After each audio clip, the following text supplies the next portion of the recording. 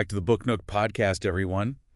Today we're diving into Miranda Hart's I Haven't Been Entirely Honest with You. Oh, intriguing title, right? It is, and the book itself is a really fascinating blend of memoir and self-help. Yeah. It's inspired by her journey with chronic illness, Yeah. but it offers these little nuggets of wisdom that I think anyone can apply to their lives. Totally. And it's Miranda Hart, so, we're in for some humor along the way. Oh, absolutely.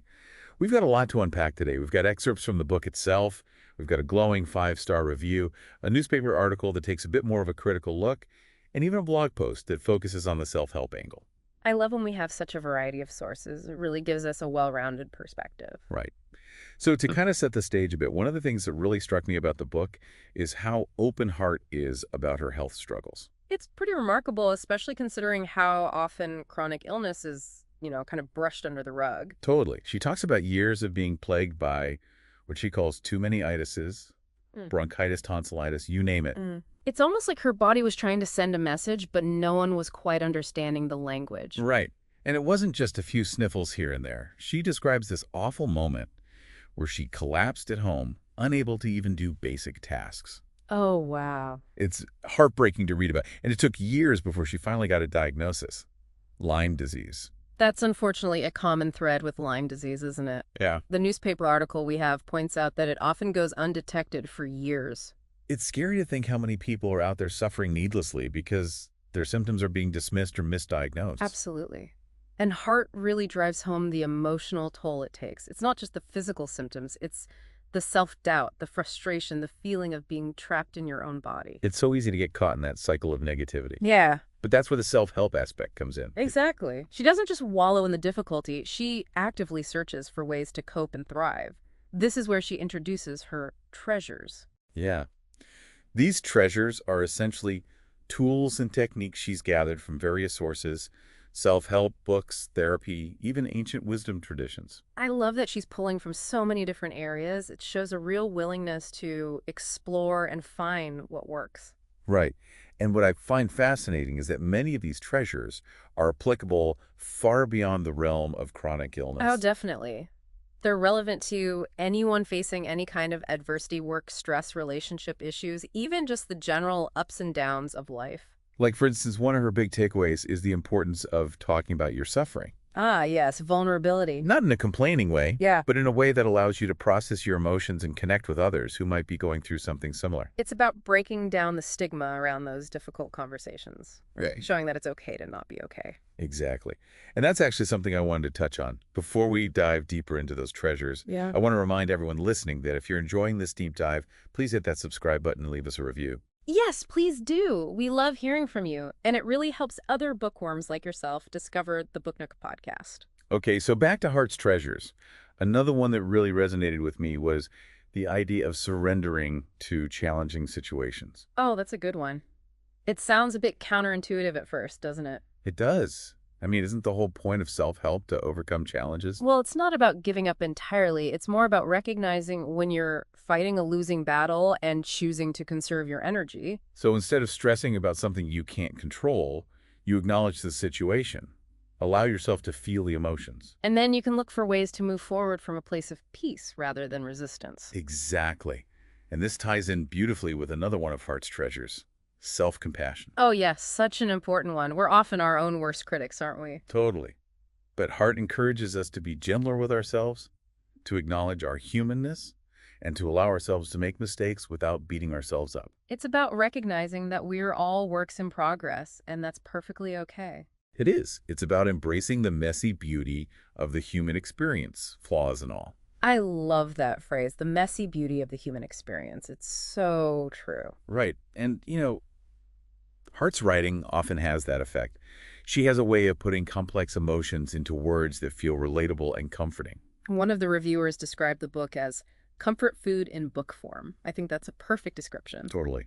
It's both insightful and heartwarming, kind of like having a chat with a wise and witty friend over a cup of tea. Speaking of witty friends, we can't forget about the humor.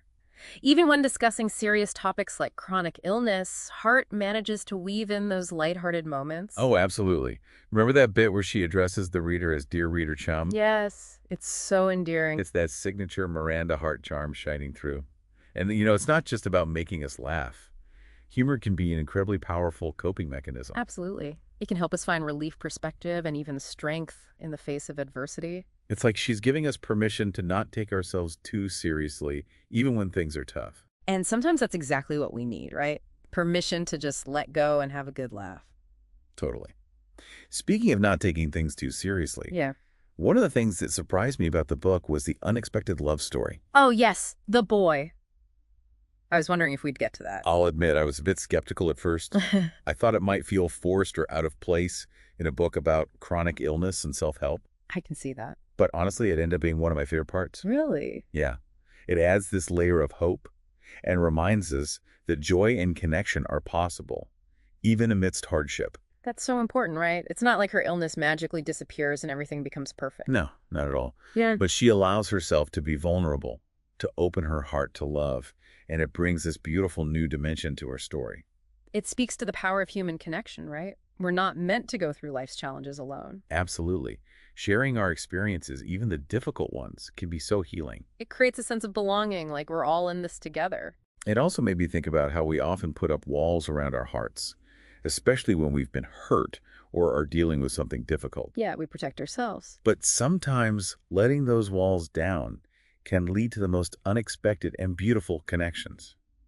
It's a reminder that vulnerability, while scary, can also be incredibly rewarding. Okay, but before we get too lost in the romance, I do want to circle back to the self-help aspect. Sure. I know some people might be skeptical of self-help books, but I think Hart approaches it in a really refreshing way. Oh, totally. She's not presenting herself as some sort of guru with all the answers. Right. She's very open about her own struggles and the fact that she's still learning and growing. And she doesn't shy away from poking fun at some of the cliches of the genre either. Exactly. But at the same time, she acknowledges the genuine wisdom and practical advice that self-help can offer. It's all about finding what resonates with you, right? There's no one-size-fits-all approach. And that's something I really appreciate about Hart's approach. It's not preachy or prescriptive. It's more like a conversation. An invitation to explore different tools and strategies. See what works for you. Exactly. Become your own expert. Advocate for your own well-being. Yes. And speaking of advocating for yourself, one of the things that struck me about the book was how much research Hart had done. Oh, yeah, she really did her homework. Not just on chronic illness, but on self-help and personal growth in general. She weaves in insights from all sorts of sources. Everything from scientific studies to ancient philosophies. It shows that she's really put in the work to understand her own struggles. And find ways to not just cope, but thrive. That's something we can all learn from, right? It's not about blindly accepting whatever someone tells you. Do your own research. Find what resonates with you. Take ownership of your journey. Your own healing. Your own growth. Absolutely. And, it's not always easy to do that on your own. Yeah. Sometimes we need a little help. A little guidance. A little inspiration. And that's where books like this can be so valuable. They can provide a roadmap, a framework, a sense of community. Remind us that we're not alone. There's hope even when things feel dark. And sometimes they can even make us laugh along the way. Which is always a good thing, right? Always. Speaking of powerful things, I just want to take a moment to remind everyone listening that if you're enjoying this deep dive into I haven't been entirely honest with you, please consider subscribing to the Book Nook podcast and leaving us a review. It really helps us reach more book lovers out there. We appreciate your support. So where were we? Oh, yes, the transformative power of laughter. And the importance of finding resources that resonate with you. One of the things that really resonated with me was Hart's emphasis on the importance of journaling. Oh yeah, journaling can be so powerful. It's a way to process emotions, gain clarity, even cultivate a sense of gratitude. It's like creating a safe space to explore your thoughts and feelings. Without judgment. And it doesn't have to be anything fancy. Just a few minutes each day to jot down whatever's on your mind. Exactly. It's about creating a dialogue with yourself. Listening to your inner voice. Gaining a deeper understanding of your own experiences. And sometimes just the act of writing things down can be so freeing. It's like we're releasing those thoughts and feelings that we've been holding on to. Creating a sense of lightness. Yeah. One of the reviewers mentioned that they actually took notes while reading the book. Oh, wow. Really? There were just so many insightful passages they wanted to remember. I can relate to that. There are definitely some gems in this book. It's not just a passive read. You're actively engaging with the ideas. With the journey that Hart is sharing with us. And that's what makes it so compelling. It's not just a story. It's an invitation. to reflect on our own lives, Explore the experiment possibilities growth. and transformation. And, it's not just about individual growth. It's also about recognizing the interconnectedness of our experiences, How our individual journeys can inspire and support others. creating a sense of community, A shared understanding of the human experience. a willingness to embrace the messy beauty of it all. Yeah, it's like we're all in this together, stumbling and learning and growing along the way.